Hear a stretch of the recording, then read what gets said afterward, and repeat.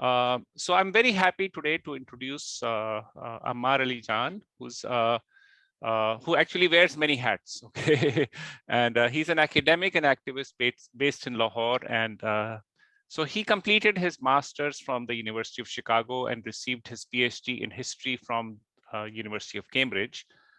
His doctoral research was titled "A Study of Communist Thought in Colonial India, 1919 through 1951."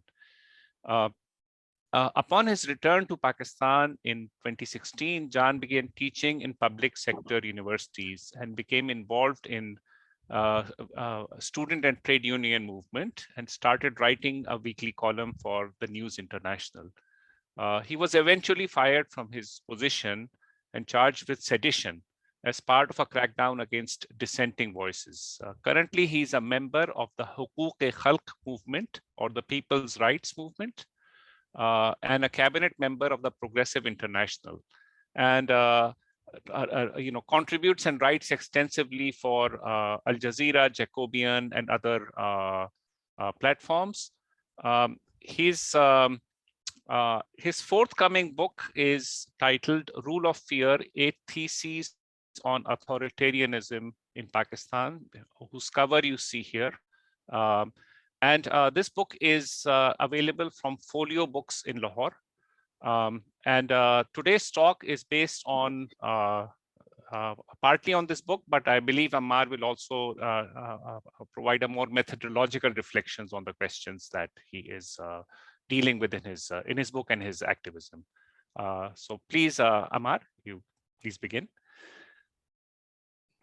Thank you so much, Professor Tghadadi, and thanks to Daniel and Gloria and everyone who made this talk happen, and thank you for all who are attending.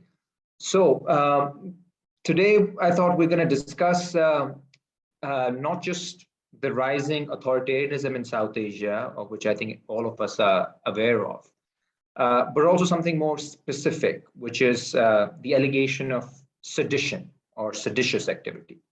I think it's a very interesting time to be discussing this theme, precisely because we see that not only is there greater antagonism within the politics of South Asia, of various South Asian countries, and I will focus more here on India and Pakistan, but also this idea where certain individuals are deemed outside the body politic.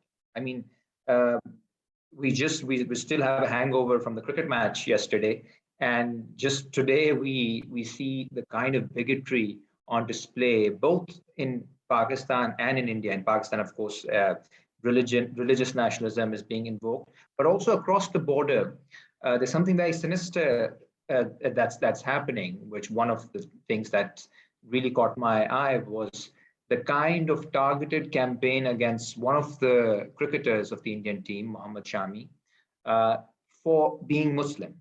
So this, and the accusation was that he was actually in cahoots with the Pakistani team just because of his religious affiliation.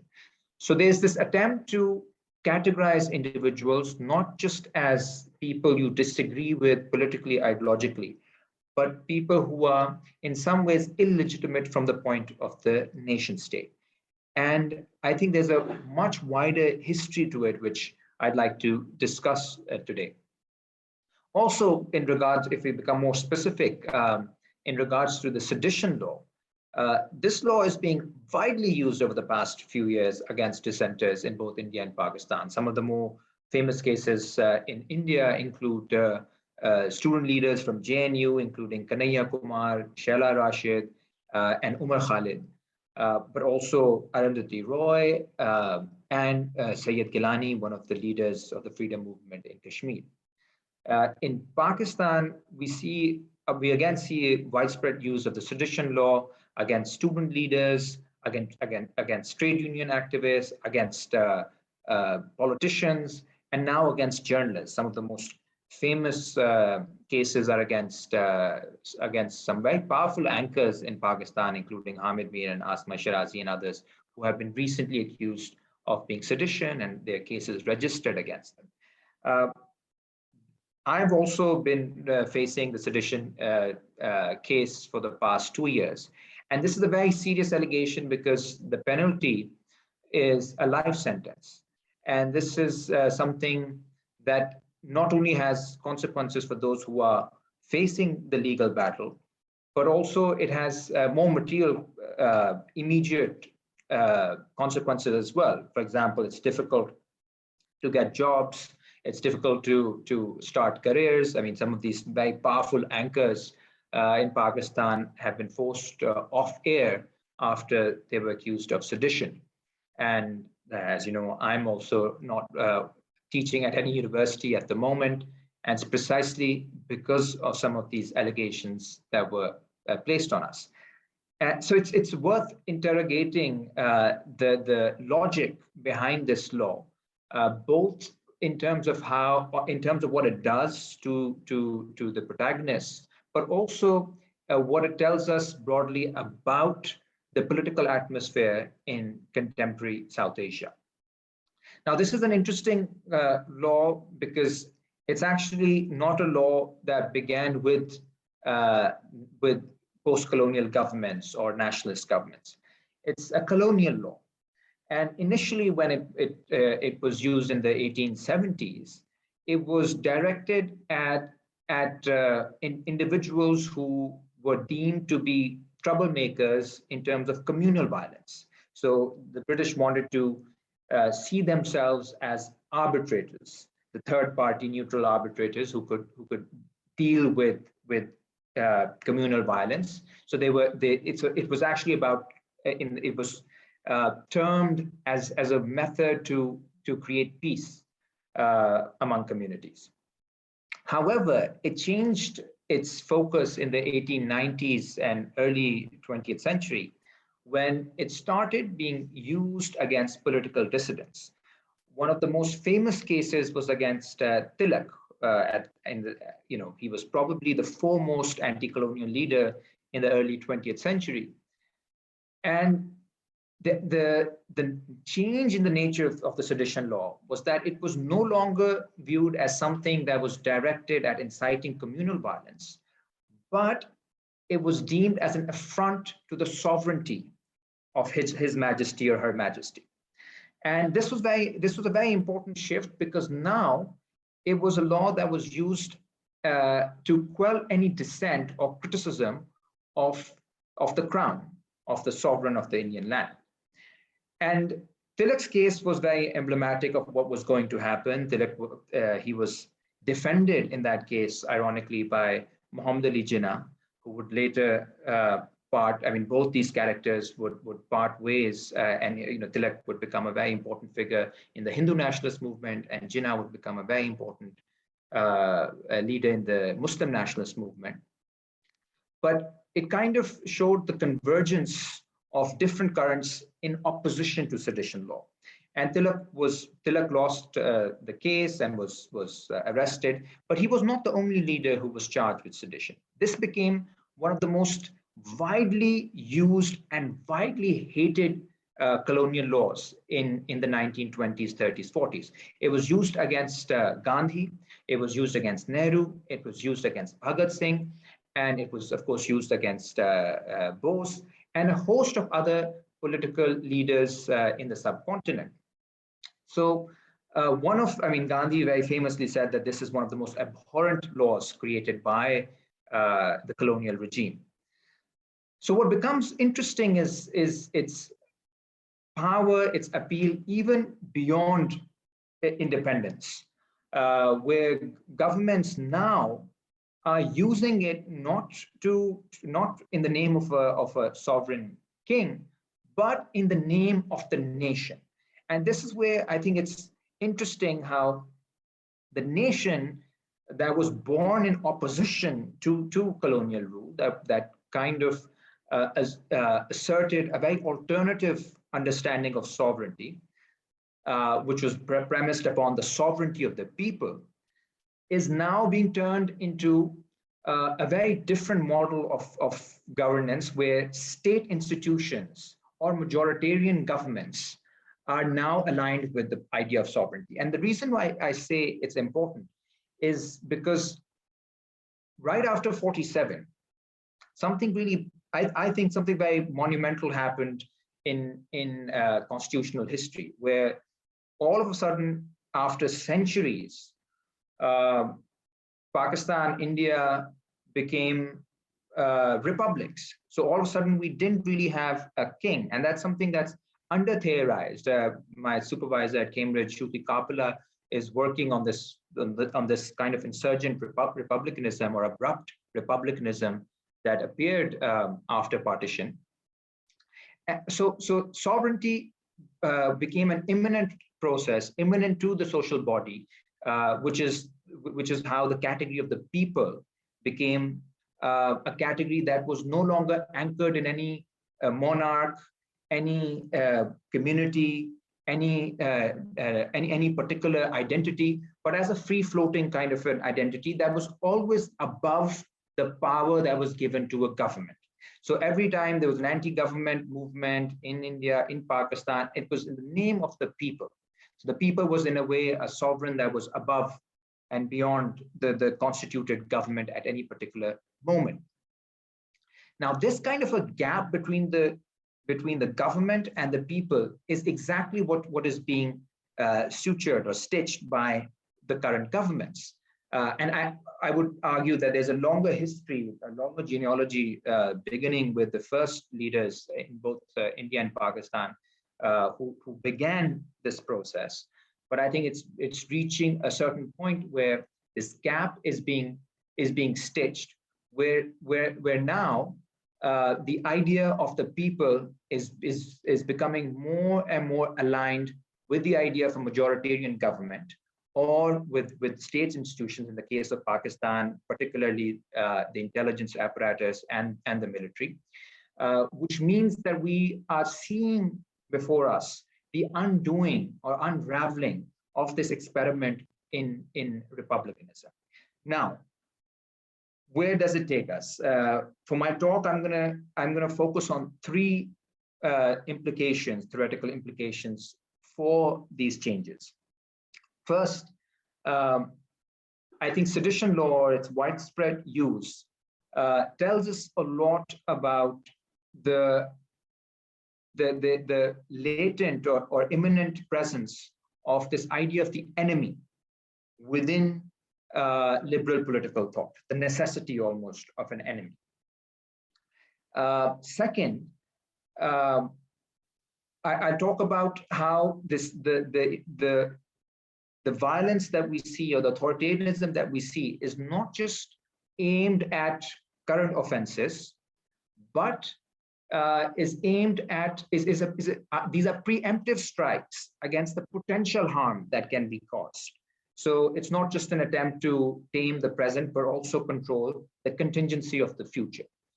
And third, I'll argue that we today are seeing a deep crisis of sovereignty, which can then tell us a little bit about the nature of the states we are dealing with, which I would refer to as a counter-revolutionary state. We are in a counter-revolutionary moment, and I'll say a bit on that at the end. Okay, so the first point is on the question of the enemy. And there's a much longer genealogy, particularly in the colonial world, where it becomes very clear, of this category of an internal enemy who undermines the body politic or is a threat to society. Now, one can argue, and many, including Agamben and others, have said that the category of the enemy is essential to contempt to modern political thought. Within Hobbes, in his work titled Commonwealth, there's a very clear indication that the sovereign has the right to kill anybody who undermines or even potentially undermines the power of the sovereign. But all of that becomes particularly clear in the colonies, where during the early, if you look at particularly the interwar period in India, it became very, very clear that certain groups or certain members were being targeted by the colonial state precisely because the state or the British officials thought that they posed a very specific challenge to colonial sovereignty. Here's, I mentioned one case that I find particularly illuminating, which is the Meerut conspiracy case. Now, what was the Meerut conspiracy case? This was a case where a number of individuals belonging to the Communist Party were arrested in 1929 on the charge that one of the charges was sedition, and the other was that they wanted to overthrow the British government. And the allegation, after a while, it became very, when the trial was done, it took about like 5 years. There was outrage globally on why they're being charged, including someone like Einstein wrote against the way the case was being proceeded. And eventually they received life sentences.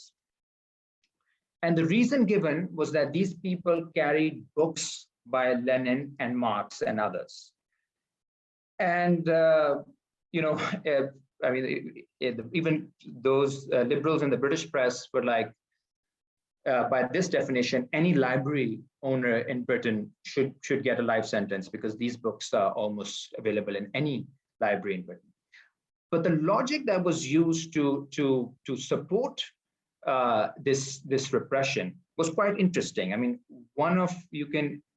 let me quote, and this is a quote from the governor, who says, "As home member, I undertook that prosecution, not so much for the sake of punishing the people concerned, 3/4 of whom were really rabbits, but in order to warn people in India of what was happening, and if possible, to prove to the Third International and its friends that it was no use wasting money on their agents." Now, this quote again tells you that one, the kind of fear that structured colonial thinking, the thinking of colonial officials, which the idea that there was a possibility of overthrow, but also that the law and the crime that they were committing was not important, but rather it was important that through these people, the state warns or communicates with the larger audience on the potential threats of associating with people who've been deemed as enemies of the state. The same argument was made more vividly by General Dyer, who the infamous general who was responsible for the massacre at Jallianwala Bagh. When he was asked to give his reasons for committing that mass murder in 1919 in Amritsar in front of the Hunter Commission, and here is a quote from him. He says, "I fired and continued to fire until the crowd dispersed, and I consider this is the least amount of firing which should produce the necessary moral and widespread effect it was my duty to produce if I was to justify my action." He continues by saying, "If more troops had been at hand, the casualties would have been greater in proportion. It was no longer a question of merely dispersing the crowd, but one of producing a sufficient moral effect from a military point of view, not only on those present, but more especially throughout the Punjab." So what becomes clear once again is that the attempt is to create a certain atmosphere of fear in which the punishment is not being given to certain individuals, but they become emblematic of the kinds of responses that the state would invoke.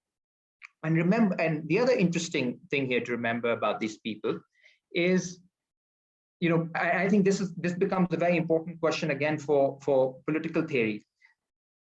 We are so used to now thinking about, this is a tradition that stems from Foucault, thinking in terms of disciplinary mechanisms in which there's these this anonymous power that operates throughout society. Everybody is being disciplined in these disciplinary institutions, and wars are pushed into these institutions. my wager is that that this may not capture what actually goes on when states try to manage populations. The state used differential techniques against specific individuals, and this has been happening since the French Revolution. Targeting some individuals as the troublemakers, as compared to others who are simply viewed as innocent bystanders, or people who were too naive to understand what these agitators wanted. And here again, we can go back to the 1930s, where I have two reports in front of me from the intelligence officials, and they're two. One says, and I quote, "Labor unrest also occurred at Quetta, where on May 1st, some 8,000 carpenters dissatisfied with revised rates of pay suddenly downed tools. The strike, however, appears to have been entirely non-political in origin and quickly settled on the intervention of the local authorities." End quote. So there's this idea, this is a non-political strike. So this is a genuine strike. Compare this to another report where they say, and I quote, "The Congress strike was brought about by communist agitators. These agitators, recently released from jail on the cases against them being withdrawn, have made the most of their opportunities, and the situation has rapidly passed from bad to worse. Control seems to have passed completely out of the hands of legitimate labor leaders, and the avowed intentions of the communists to bring about a general strike in all the mills is not far from being realized." End of quote. So you clearly have two domains that have been built. The legitimate labor leaders who only talk about immediate issues, and then political agitators or communists who have these nefarious designs. And the terms that are being used to describe both of them are political and non-political. And in a way, I think we almost have a definition of politics here. The state is not just scared of the immediacy of protests or the spontaneity of the masses. Of course, there's a lot of literature on how spontaneity scares the state because it moves outside of its calculus. But it is also extremely terrified of individuals who are guided by ideas. These may not just be communist ideas, these could be Republican ideas, liberal ideas, religious ideas. But there's an attempt to separate people who embody ideas from the crowds. And this is a very important theme that continues to guide the states today. I mean, in Pakistan, for example, today, we were supporting the student movement where thousands and thousands of students across the country were demanding the right to student unions, which in Pakistan are banned. And the state, of course, was never willing to listen to them.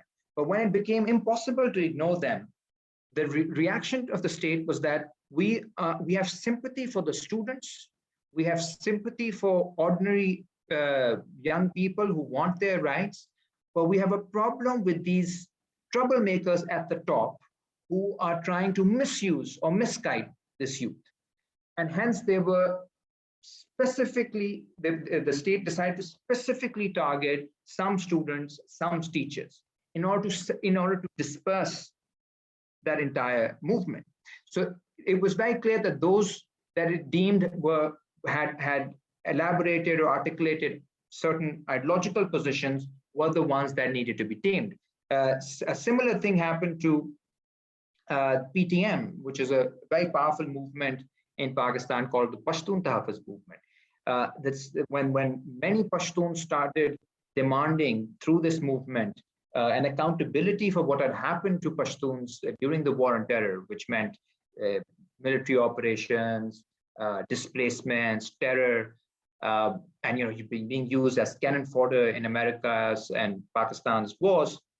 The state's language immediately changed. It initially it didn't want to deal with any Pashtun, but then it changed and said, well, we respect the we respect the demands of ordinary Pashtuns. We accept that they've been wrong, but the problem are these specific Pashtun leaders who are using the genuine grievances of the population against the state. And hence, one of the leaders of the movement is still in jail for the past 7-8 months. His name is Ali Wazir, and the other two main leaders, Mohsen Dawar and Manzoor Pashti, are facing sedition charges, although they're out on bail. And you can say similar things about political leaders or young leaders in India, where again and again governments say we respect freedom of speech, we respect the youth, but there are certain individuals like Umar Khalid, like Kanhaiya Kumar, like Shaila Rashid, like Arundhati Roy, who are against this, who are misguiding the youth, who are waging some kind of war against the state. And here I think that idea that an individual turns into this juridical subject and becomes anonymous, it kind of breaks down. I don't think the state looks at people as abstract people alone. It tries to identify specific people. It can point out, it can target people that it perceives or misperceives as being charismatic, as being dangerous, as people with ideas, as people with resources. Even in the case of the US, I was recently watching a documentary I read about it, about Fred Hampton. This very specific targeting of particular individuals is part of this politics.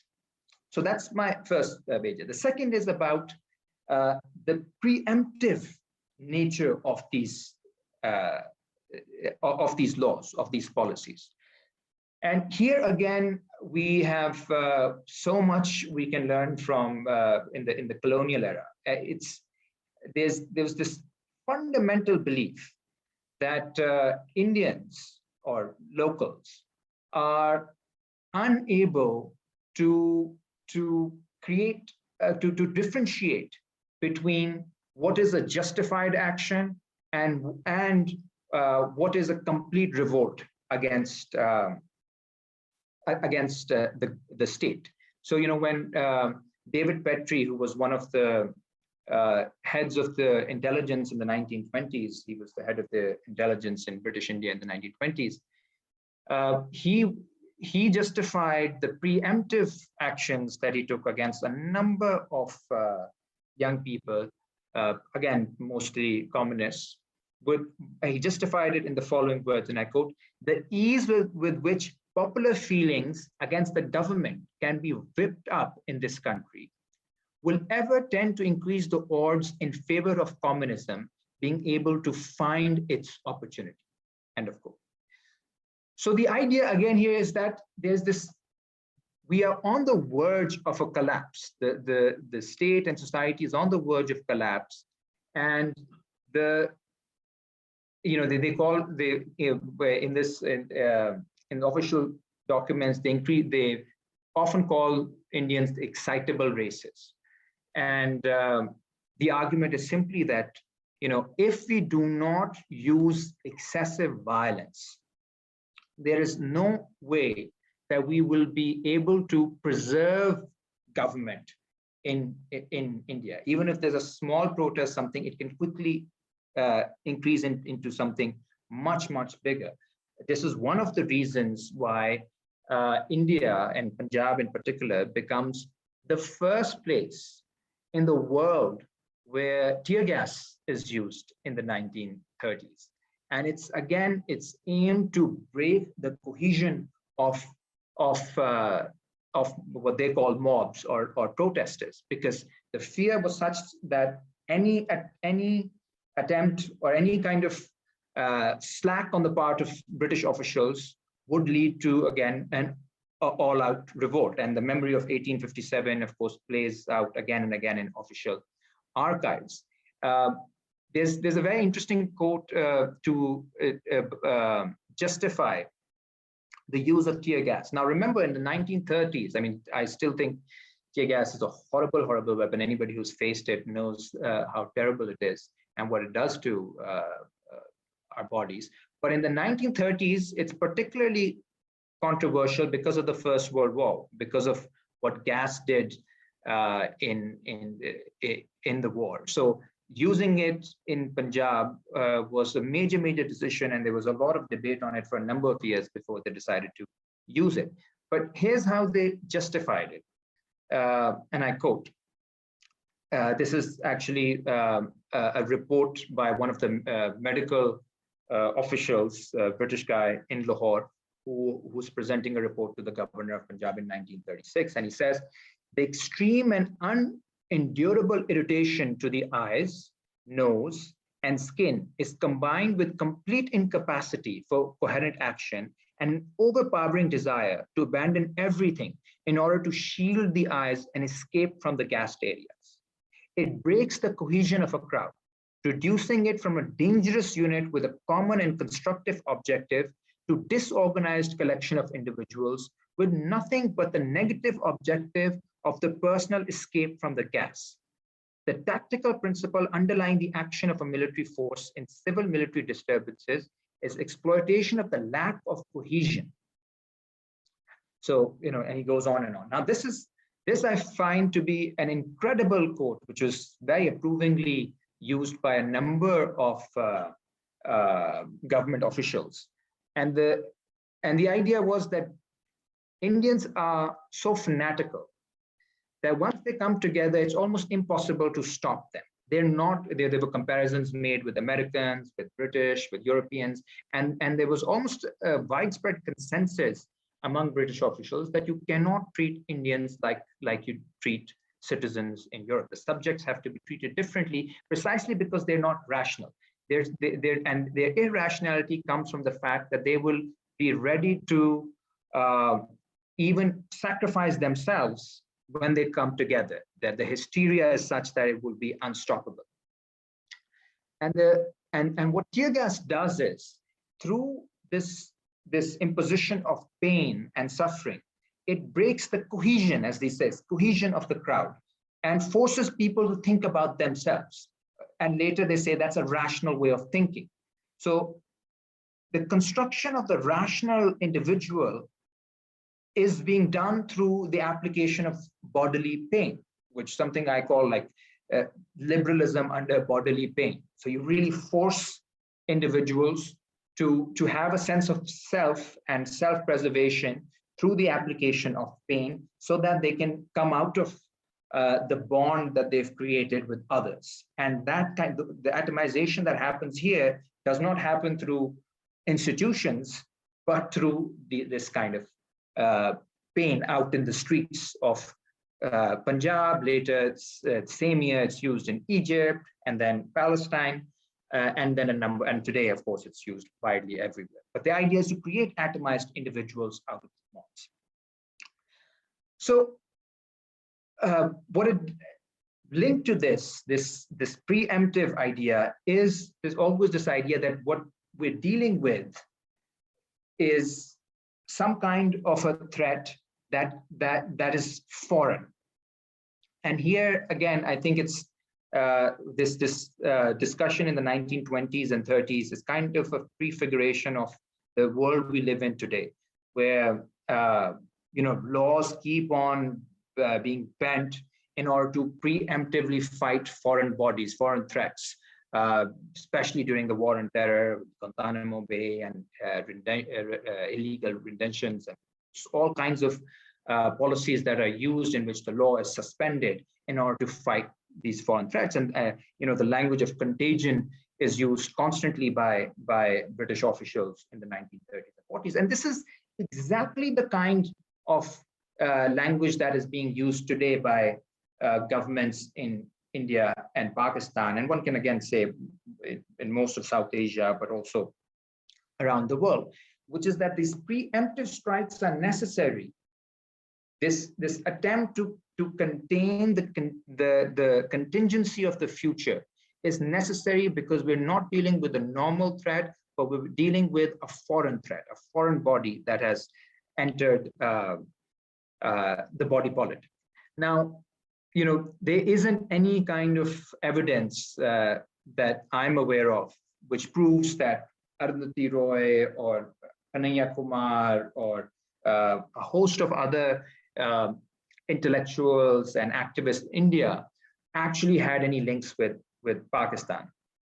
Same is true for Pakistan. I mean, we all have been accused of being raw agents. If you look at the number of people who've been accused of being raw agents in Pakistan, including some of the most popular political leaders, you would really think that RAW is the most popular political party in Pakistan. RAW is, of course, the intelligence wing of the Indian government. And the same is true for ISI in India. I mean, everybody who is a decent person and talks about the rule of law and the constitution is an ISI agent. So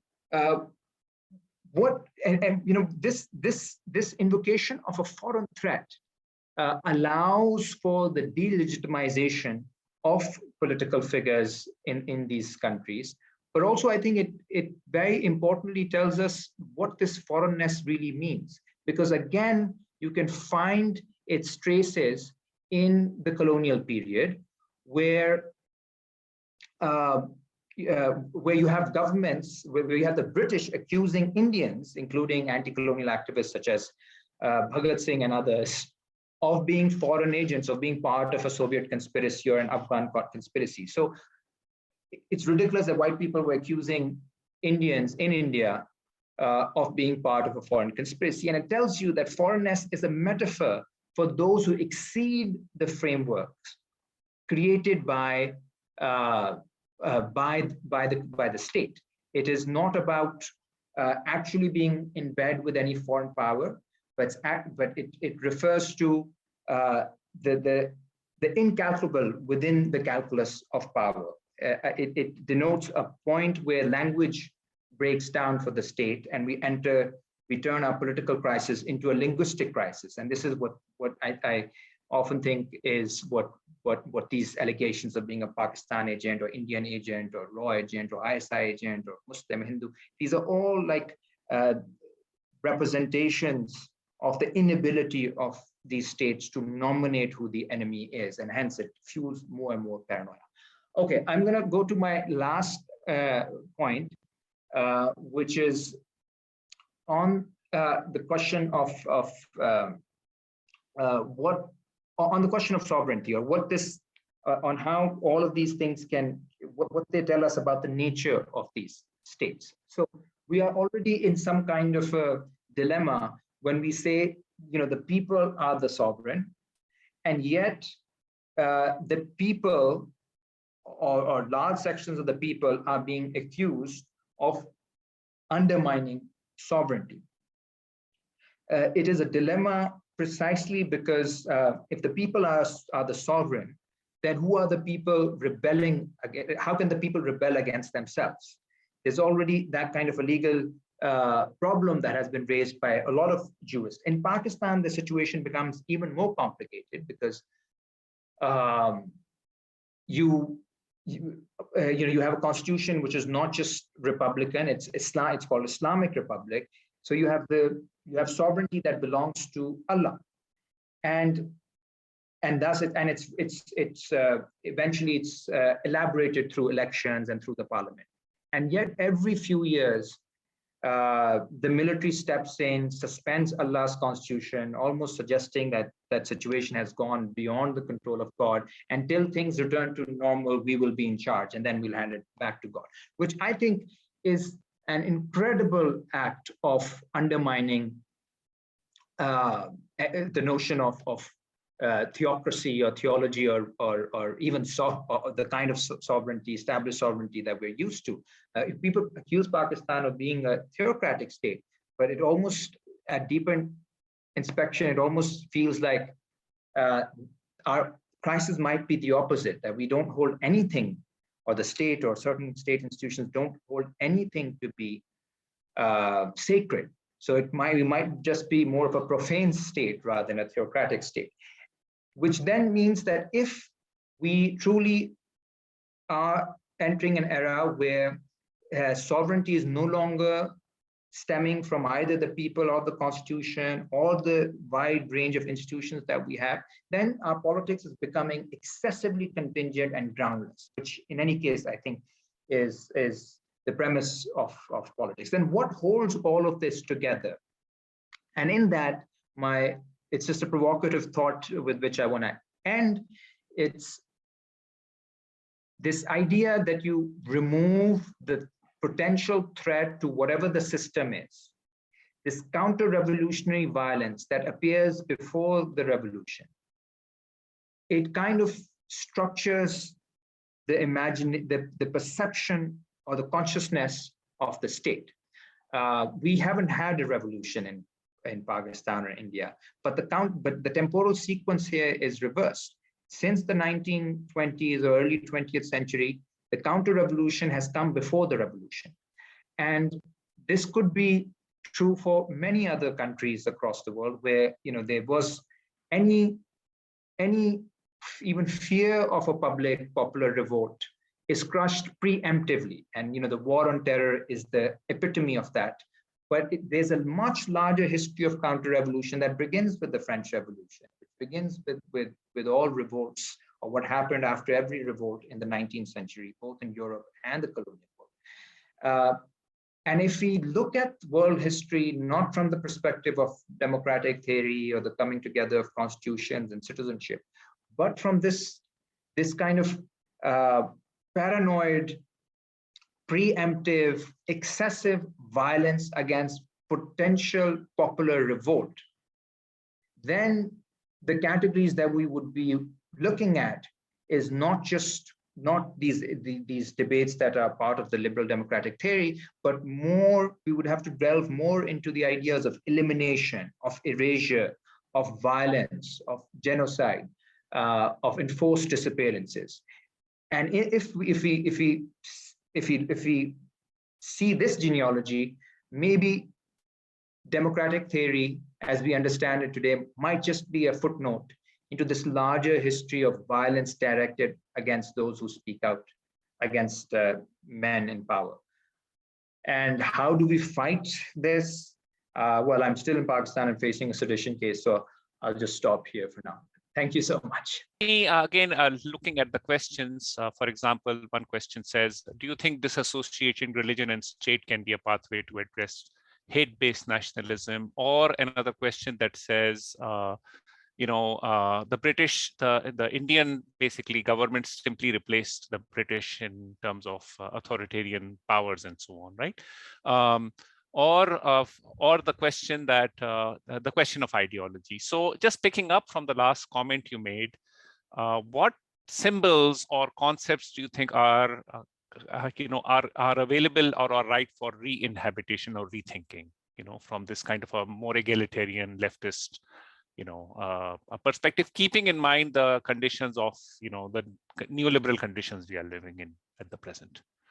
I think one is even within the constitution of Pakistan, but also India, many people forget that this constitution, with all its flaws, it was a result of this mass upsurge that happened in Pakistan in the late 1960s. So the 73 constitution still has traces of egalitarian principles. There are certain articles that are taken over completely from the Soviet Union. And there's a right to shelter, there's right to education, right to health, right to, and there's also explicit statement that the class difference should be, it's a job of the state to reduce class difference in Pakistan. I think these are very powerful motifs that are there, and they weren't put in there by the ruling classes just because they felt like it. They were under pressure from the mass movement. Now the movement has been destroyed, and now the only symbols that become popular are the more overt religious symbols. And I think those need to be rehabilitated, reoccupied. Beyond that, I think it's very important to also accept that this nation building project should not be threatened by difference. And here, I think it's something, again, I've written in my book as well. It's a place like Pakistan. We can be we can celebrate the fact that we have Afghans, we have Punjabis, we have Sindhis, we have Kashmir, we have people who are connected both to our neighboring countries, but also globally. I mean, these are vast communities. But in Pakistan today, there's so much insularity that any Pashtun who says I'm Afghan, it's already viewed as sedition. It's like really the whole structure comes crumbling down. And you see, I mean, why can't I don't want to say America in any case is a good example, but in some places, I think this idea of being a Mexican American, an African American, you can't say that in Pakistan, an Afghan Pakistani, a Punjabi Pakistani. This idea that we will create a homogenous nation in which the erasure of the past, in which the wiping out of history, in which the shaming of identity will be essential.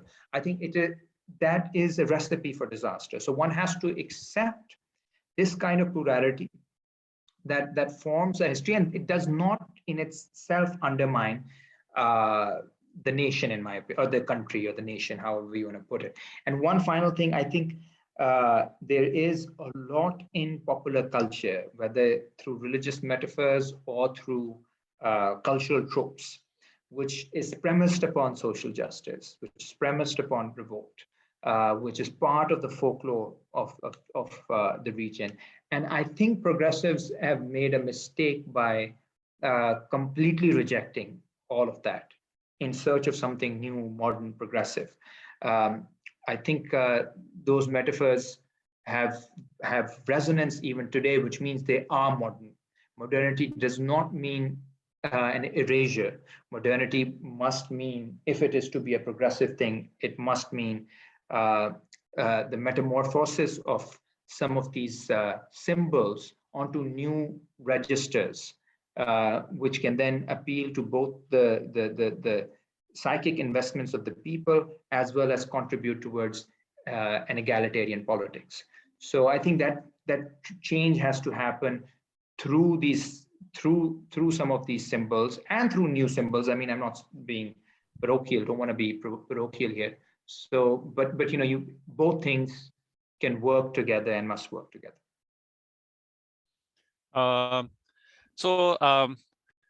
Before I get to the next question, I wanted to just pick up on the thread you just mentioned, which is, of course, the place of religion, right, in South Asian in politics. I mean, the question of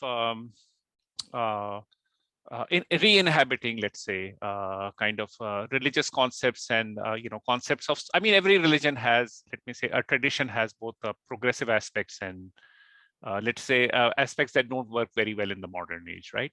And the question would be to how to think through the, let's say, the progressive egalitarian, aspects that look at human flourishing rather than at hierarchies, right? But then, the experience, the political experience happens to be that the hardliners always seem to have a veto, okay, let's say over groups that claim a more egalitarian vision, right? So is this, in other words, is this a tactical issue and a contingent issue historically, or is this a structural problem in the way we think about the place of religion in politics? It's difficult to give a definite answer to that, except I think, like, you would notice that all political leaders across the spectrum use symbols that are religious or cultural, but they don't have the same politics. They don't mean the same thing. And in a place like Pakistan, if you were, we of course complain a lot about how difficult it is to be progressive here. But if you were part of a religious group, you'd also be very frustrated on why nobody votes for religious parties. And we have friends in religious groups who are very frustrated by the fact, they like everybody believes in what we say. They all praise us when we give speeches. But when it comes to elections, they vote for mainstream parties who have very a very tenuous relationship to religion, and there are all kinds of scandals that come out that show that these are not very pious people. So I think the calculus that people have when they vote is very, very different. Now, does it mean, here one can take a Gramscian position that it is one must not completely attack like should not launch a complete assault on the psyche of the social or the public. I think that is a problem with some politics, both far left for far right can make this mistake where they demand too much from the public, like a complete transformation. That like we have to accept that people do not like transform completely ever. You can start a process of transformation in which people over time will transform, but to demand a complete overhaul in every aspect of one's life, this is eventually leads to Stalinism and does not work even then. So I think one has to accept that there is history before us. There are certain symbols that resonate, whether we like it or not. And we can only start a process for a different kind of a society. And there will always be traces of the past or residues of the past, which will not go away. And we should have a healthy relationship with that residual popular culture so that we can use it for egalitarian purposes. Something like what Ernst Bloch would also say, right? Instead of calling everything anachronistic and then allowing fascists the complete monopoly to mobilize symbols, these potent symbols in popular consciousness, we should also develop a relationship and begin a process of rupture rather than of reproducing the status quo in a more punishing form. Thank you, Ammar. There's a specific question that is by Nazuk Iftikhar Rao.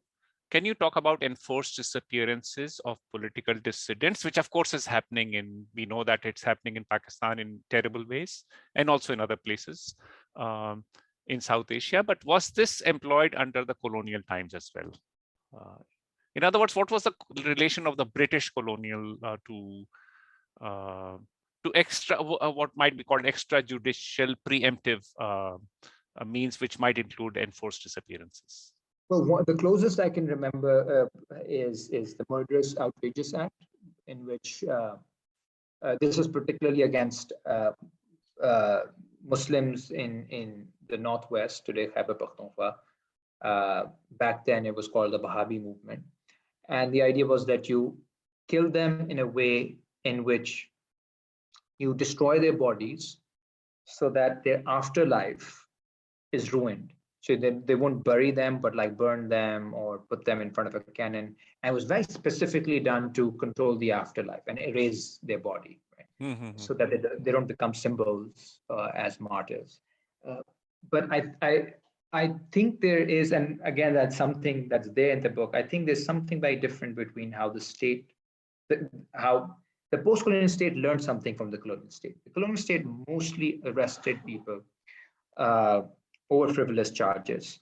And what happened in these prisons is that unlike the Foucauldian kind of idea, again, where prisons become sites of disciplinary action, these people who went to jail in India became celebrities, with the kind of resistance they did in jail. So jails really were sites of producing political celebrities. You didn't have legitimacy if you hadn't been to jail. That's a very different relationship to prisons. And even today, like most political leaders in Pakistan, at least, but I think most parts would claim legitimacy from the fact that they've suffered for the nation, they've suffered for the people by going to jail. Now, with enforced disappearances, you actually erase the possibility of that audience, because this is like a very terrifying form of sovereignty without responsibility, because nobody accepts that these people are with the state, but everybody knows. And this is used particularly against, in Pakistan, it's used particularly against the Baloch and against Pashtuns, also against some religious actors, Shias. every community has its own story of enforced disappearances, and the theme is that you express sovereignty through erasure. Is you erase both, like it's like the ink and the surface both are erased, so that these people no longer exist and nobody takes their responsibility, and the state shows itself through this dialectic of visibility and invisibility. And it's a terrifying way to show. And I think that's why the movements that are happening today around missing persons, the PTM is one, there are multiple groups among Baloch who are doing it. Um, and then Amna Jinjua is another woman who's doing it in Islamabad.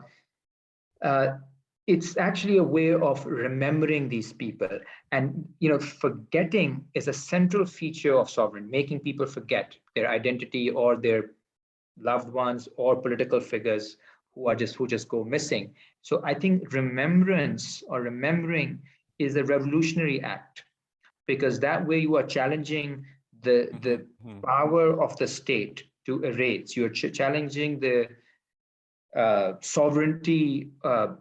You're challenging this concept of erasure as sovereignty. And that's why I think particularly women are more active in this movement, because men are the ones who are mostly picked up. So I think it's very important to keep remembering those people who have gone missing. Mothers in Argentina teach us that, people in Turkey, mothers and sisters in Turkey, then Balochistan, Kashmir, so many other parts. I think more needs to be done on how erasure is so central to the modern idea of sovereignty today. The erasure of bodies, the erasure of evidence, the erasure of even the state itself as it disappears someone. So in that sense, we are worse off than even the colonial era, right? Okay, today. Okay. That's one way. Yeah, no, I think it's pretty bad. I wasn't there in the colonial era, but this is pretty bad right now. Yeah. Okay, so there is a question from Kaushal Gavankar. The whole religious and social transformation under Kamal Pasha seems to be an exception in this case. Why such transformation cannot happen in other nations who are facing similar issue? In other words, the project of starting from zero. Okay, the secular modernizing project of the. Even what happened there, in the case of Turkey? Yeah. I think that even there's a mass reaction now. Right now Turkey is obsessed with its pre-Ataturk past, and actually Pakistan is obsessed with, I don't know how many people know, but Turkish dramas are really popular in Pakistan. One of them is Ertugrul, which is very fictitious representation of the formation of the Ottoman Empire. And there is this longing in the popular domain for some kind of a past. And I think it's my concern. I mean, of course, I'm all for all these progressive ideals. I support the separation of state and church and mosque. My only concern is that when we agree on a lot of principles, but we don't have enough work or we don't put enough focus on why these ideas resonate among the public. Because if we are to do it, the only other way of imposing this kind of transformation is what they did in Afghanistan. You would require international powers, you would require NATO presence, you can force a certain kind of a change from above. But how long lasting would that be if you are not changing civil society, if you're not changing popular consciousness? Of course, through bombs, through militaries, through police, you can create a certain structure, but you would at some point require popular transformation. And it has happened in societies across the world. It's not, I'm not saying we are static or we're stuck, but it can only happen if there are popular governments, if there are governments that people can relate to, if their basic needs are being met. But if people are facing misery and the only communication between them and the state is one of violence and fear and insecurity and exploitation, and then you demand that, why don't you give up on all your cultural heritage? I think holding on to cultural heritage would become a very, very important political issue. And this is what they're doing in Kashmir. When we often talk to our friends in the Indian-held Kashmir, they love Pakistan more than most Pakistanis do. So like I have a sedition case against me. I have a very tense relationship with the Pakistani state. They love it. So it's not because they necessarily love everything about Pakistan. They're responding to a certain situation of complete humiliation and oppression and indignity being imposed by the Indian military. So the reaction is naturally to say anybody who's your enemy is my friend. And similarly with Baloch in Pakistan, they call for international support all the time. So it's people respond to their immediate crises. And if the immediate relationship between the state and the people is one that's extremely toxic and violent, then to expect that they will transform according to the wishes of those high above. In any case, I think it's a messed up idea, but it becomes more impossible to do so considering the nature of our states. So I'll take one last question, which is from Tayyeba Najib. What is the reason of FCR first by British and later by the government of Pakistan? Sorry, say that again. What is the reason of FCR? I'm not sure what FCR is. FCR, yeah. So this is the Frontier Code regulation. The idea was back in the day. So this is a special force that patrols what were deemed as border regions, and these were built by the British in Balochistan and parts of Khyber Pakhtunkhwa in order to guard the borders that they had with Afghanistan. And the fear was that there will be a foreign intervention through Russia. So the fear of Russia was both during Tsar's time and then even more so after the Bolshevik Revolution was massive. And the idea was that these people, particularly who were termed tribal, cannot be policed in a normal way. So there were all these so this is again part of colonial sovereignty. It's so differentiated, it's so differential the way different communities were targeted or controlled. And one thing unfortunately that happened is that those who were turned into borderlands, I mean these weren't borderlands, they became borderlands when the lines were drawn. They were treated as a state of exception. We should remember that normal law was never implemented. The FCR regulation kept them, had a very different kind of rules and regulations in FATA and other places. And it also, Waziristan in particular, became the first site that was bombed aerially bombed in peacetime anywhere in the world. This was 1919, and even till today, it keeps being bombed, either drones or. So these became strategic sites where the normal law was suspended, and it's kind of a mirror for the rest. I mean, this kept on happening in other parts of India and Pakistan as well, but these were perpetually placed outside of law and in a state of exception, which is why it's still so hard to develop a civil society there, and which is why a movement like PTM is so promising, because it's a peaceful movement that talks about the dignity of people from these areas. Ammar, there's another question if you are able to, which is from Natasha Raheja. Thank you for this excellent talk and congratulations on your book. Can you speak about your work on the border and the territorialization of the nation and the kind of material limit on the possibility of social cooperation across difference? I'd be curious as well about your thoughts on the category of the minority in the rise of majoritarian governance in the region. Natasha is a friend, so hi, Natasha. And this is a great question. I think this border making is in our case, it's such a violent process, precisely because, I mean, in Punjab, we know the story. It kind of was secured through this mass violence after 47, and now it's very difficult for people in Punjab to even imagine those links that existed. Which, growing up, I really didn't think myself as being, I was growing up in Lahore, which is the heart of Punjab, but didn't really think of some kind of an affiliation or affinity with people in Amritsar or Jalandhar, which is, with that part of our history was completely like erased.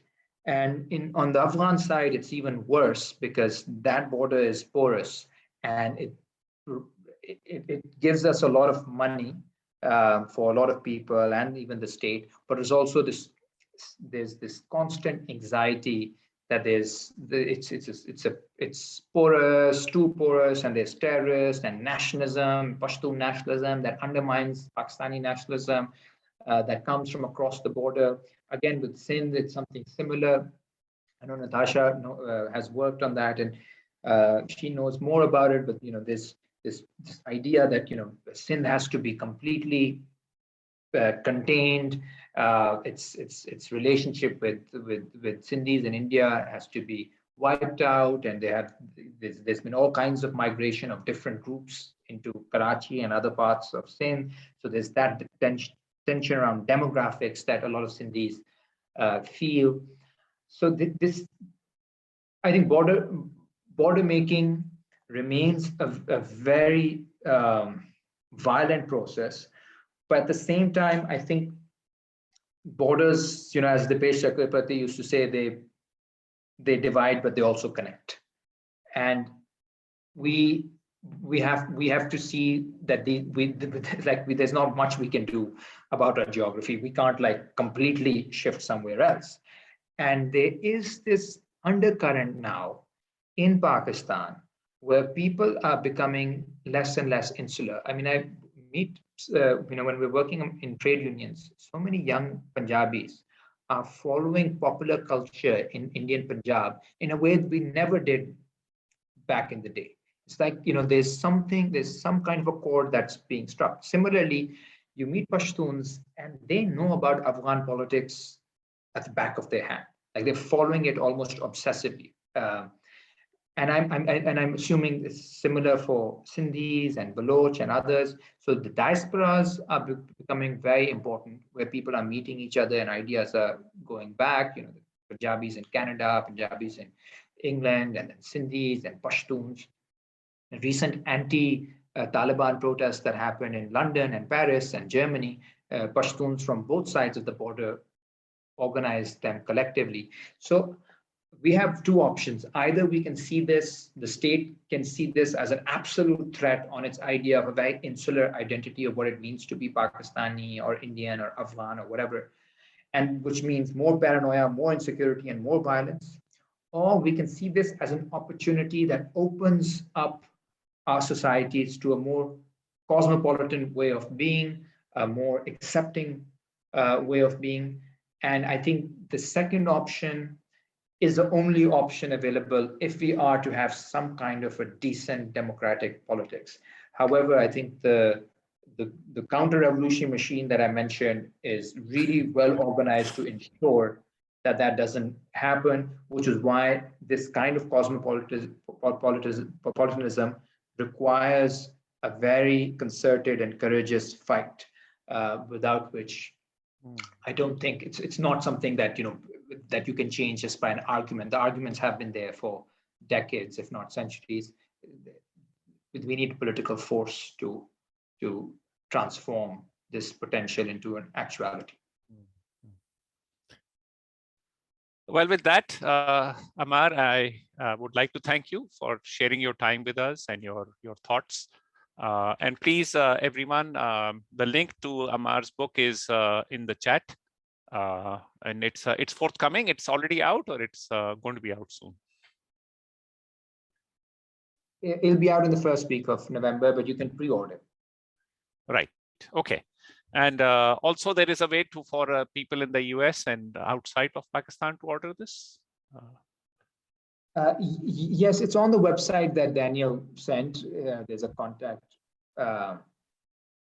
right there that can be used. And Daniel already sent it. Okay, great. So Please join me in thanking Ammar, and thank you very much for joining us today. Thank you. It was a pleasure.